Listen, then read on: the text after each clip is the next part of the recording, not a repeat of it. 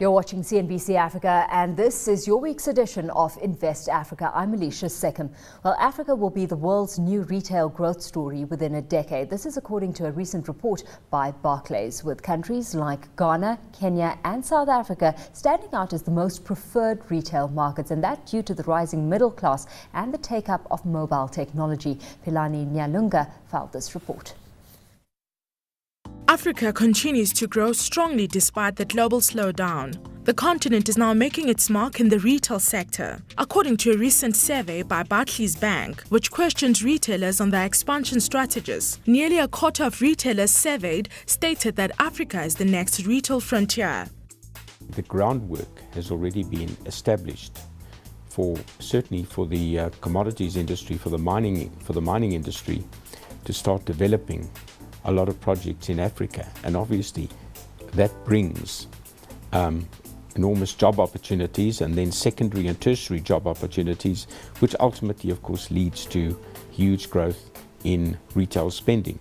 And perhaps that's what people are looking at right now, that Africa is in a way a huge undeveloped continent, and as that development shifts to Africa, you're going to see a lot of economic growth. Ghana, Kenya and South Africa have been named the most preferred retail markets due to a growing middle class and the take-up of mobile technology. South Africa ranks top of the list, according to 18% of the retailers that were surveyed. Ghana and Kenya were the second and third choices, with 6% and 4% respectively. Nigeria is also making its mark, as it is one of the largest consumer markets worldwide and is growing by 3% annually. The acquisition of South Africa's Massmart by America's Walmart is one example showing just how seriously global retailers are taking the continent, but there have also been criticisms around these big global players entering the African market. Right now, I don't really think that acquisition has had any effect at all. That doesn't mean to say it's not going to have an effect. I think we've got to look at this thing in terms of a journey. Massmart's acquisition by Walmart wasn't predicated exclusively on gaining an entry into Africa. I think, you know, they paid a lot of money to buy control of that business, and the first objective is obviously, I think, has been to let's say expedite and gain maximum efficiencies and market share out of their core business in South Africa. I think we've got to understand that Massmart's core business is and always has been in South Africa. The secondary objective, I think, which is going to come in time to come, and I don't know what that time frame is, it could be a decade, will be the acceleration of Massmart's operations into Africa. But, you know, moving into Africa has a lot of challenges and pitfalls. It's not as simple as just putting down stores. Although the USA and China remain firm favorites for British retailers, many of the trends which have driven the economic development of emerging economies in Asia and the USA are beginning to take hold in Africa. Philani Nyalunga, CNBC Africa, Johannesburg. Well, joining me in studio to give us analysis and impressions about the African retail sector are Brett Latimer. He's CEO of Oxford Fresh Market. Also with us at the desk is Humphrey Gathungu. He's portfolio manager at Stanlib. Joining us from our Lagos bureau in the meantime is Haresh Keswani. He's managing director at the Artee Group. So welcome, gentlemen, to this conversation. And Brett, let's perhaps start off with you, because we hear time and time again that Africa is in fact open for business, and the attention from an investment perspective is moving away from just the extractive sectors to the African consumer as well. At the top, run us through what investors are buying into here, because this is a segment of the economy that you've bought into a couple of times now. Thank you for inviting me, Alicia.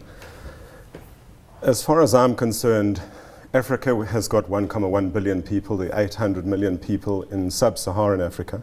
We have 54 million people in South Africa. We've got some incredible retailers, and we have an emerging middle class, which I'm told is set to double in the not too distant future. Mm-hmm. The opportunities to retail in South Africa and expand into the rest of Africa are astronomical and almost unlimited at this point in time. So from my perspective, retail food in particular, obviously apparel, etc. But for me, food, clothing and shelter, I'm going to stick with the food currently and work on exactly that. So Oxford Fresh Market, first store into the ground, been trading for a year. We're in Africa. It did just over 400 million rand in its first year, out of just under 2,500 square coming meters. through, and Humphrey, I mean, it's healthy enough growth compared to our developed world that we're seeing coming through on an economic basis. We've got the sizable populations that Brett has highlighted there, boasting a rising emerging middle class and then a strengthening purchasing power as well. With the services sector standing out as a major FDI recipient at this stage, to what extent do we need to start reassessing FDI in Africa and where it's being pumped? Certainly, I agree with what he said, and FDI into Africa, especially into infrastructure, I think will open up a lot. You'll find some of the challenges that retailers face is getting adequate properties in, adequately located nodes that shoppers will find it easy to get in and out of. So I think FDI coming into Africa and coming into the to address the infrastructure gap that we're seeing on the continent will certainly go a long way to addressing the opportunity that the retailers are seeing on the continent. Yep. Well, we've got Haresh joining us from our bureau in Lagos this afternoon. Haresh, South Africa, Ghana, Kenya aside, we had the insert highlighting that Nigeria stands out as one of the big consumer hubs as well. And if you want access to a rising African consumer, you want to be in Nigeria. We had the Artee Group having started off as a wholesaler back in 1988. It's more so known for the fact that it manages the Spar franchise outlets over in Nigeria specifically. So as a player in the space, give us a sense of the operating environment from your perspective. Thanks, Alicia. The situation in Nigeria is very simple. Everyone knows for the fact that we've got a huge population and a rising middle class. And I'm quite surprised to see Nigeria's name has been omitted by the Barclays Bank report. In fact, I would only have to say one thing here, that Nigeria, I believe, has got the highest potential in the retail growth compared to Ghana and Kenya. And where South Africa is concerned, I think it's quite a matured and a developed market. So if a good retailer is looking to make a good investment, then Nigeria is the port of call. However, we do have issues in Nigeria. We all understand that the consumer is ready to buy, the consumer is widely traveled, and he or she understands good quality. But currently the infrastructure which is currently available for the retail growth is almost non-existent. Now that is the biggest hurdle, which I believe the government needs to look into it, because it's a known fact the government is looking to create employment, and retail is the platform which will create that employment. So with the infrastructure development, I think Nigeria is the next port of call, while we who are already here have an aggressive rollout plan. Are governments, Humphrey, in your opinion, doing enough to leverage off the appeal here and off this potential FDI? Because from a regulatory perspective, we've certainly seen in South Africa the kind of red tape that could come to the fore when you're looking at a foreign player. And let's use the case of Walmart coming in for a local player like Massmart. Certainly, and I agree with Haresh that Nigeria is certainly one of the most attractive spots for retail in Africa. As to governments and whether they're doing enough, certainly there are certain signs on the ground in terms of making it easier to open and do businesses. But I reckon that the pace needs to be quickened quite a bit, because there's a lot of ground that needs to be covered. If you look at retail penetration in Africa, it's still very nascent and very, very low, and therefore the opportunity is very big for governments to try and address that gap, to make it easy and accessible for them, and to also make shoppers and the products offered to be safe and good quality. And I think the payback to governments will be they will see certainly an increase in tax revenues that they'll be able to address, because as you know, for governments it's a lot easier to have indirect taxes in form of VAT and the sort, as opposed to direct taxes, and this will be certainly a way for them to increase their fiscal balances. Absolutely. We've heard it highlighted before that unlike investments in the extreme extractive industries as such. You've got investments in consumer-orientated sectors, often leading to creation of many more jobs. It stimulates consumer spending. It brings in that infrastructure, setup that needs to be there to support business as a whole. What's your assessment of the regulatory environment and whether or not we are in fact open to doing business from a South African perspective, Brett? Because yes, you've set up Oxford Fresh Market now over the past year, but prior to that you had set up Cambridge Meat and sold that on after expansion to Massmart. That's right. Humphrey's absolutely right that with governments taking the approach, or our government in particular taking the approach that VAT revenue, etc., will stream into the coffers or the state coffers through business, through retail, is absolutely on the button.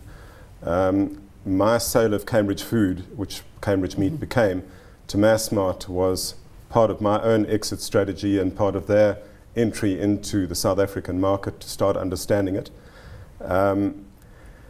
The biggest hurdle that we have, I believe, in sub-Saharan Africa, in particular South Africa, is to convince the public and the people of South Africa and the people of sub-Saharan Africa that we've actually got it in the palm of our hands. It's right here with us. So the retail opportunity is not going to happen if there's too much crime. The retail opportunity is not going to happen if we're not cognizant of the local people's requirement to get on the bus with us and empower our local populace and ensure that we make a sincere contribution to that middle class in South Africa and Southern Africa, so that we have a sustainable climate where people can retail, can trade, where the government can govern and facilitate the growth into the rest of Africa. I do believe South Africa has a massive role to play. Yeah, let's take a look at the strategy you've employed in Nigeria, Haresh. Talk us through that, and how exactly you've grown your business, because you operate several stores spread across a large retail space, and we touched on your exposure to the Spar franchise, but you also manage Park and Shop retailer. Yes, Alicia, we are celebrating our 25th anniversary this year on 8th of August. So we are actually 25 years in retail in Nigeria. Now, we all know the Nigerian retail industry in the late 70s and the early 80s was a very huge industry. But however, due to certain economic conditions, all of the retailers disappeared. And in 1988, when Park and Shop opened their first store in Victoria Island, the retailing was an upstart once again. And it has taken us many years to get back to the international levels. And working with Spar has helped our group for once, and we have got that levels what we desire. Our rollout plans are very aggressive. However, the hurdles on the infrastructure, like I earlier said, and coupled with the lack of retail policies, and I repeat that, lack of retail policies, whereby none of the government agencies understand retailing is a professional and a very technical trading methodology, and they confuse it with manufacturing and bulk trading, which is not the case. We came up with a solution as few friends put our heads together, and we have formed now a Retail Council of Nigeria, which we look to launch sometimes in the month of August. Now, the Retail Council of Nigeria is the platform which we want to use to start communicating with the various agencies and the ministries at different levels to get them together and agree on a single path which will drive the retail and create what we call the employment and also fulfill the needs of the aspirational consumers. Okay, so some strides still needing to be made. Well, big stride, significant enough stride. Humphrey, when it comes to growth strategy, organic growth is certainly tricky. I mean, we've seen the likes of South Africa's ShopRite and Spar as well get it right, but it's taken time. It's taken a slow and steady approach as well. And some saying that, as South African operations, they hold an African mindset, so that it's a feat that... And that's a feat that's not possibly easy to replicate. What's your view and your view on what's more viable, organic, acquisitive growth? Certainly, I think it should be a mixture of both, because in certain markets you'll find that the retail space is already quite developed.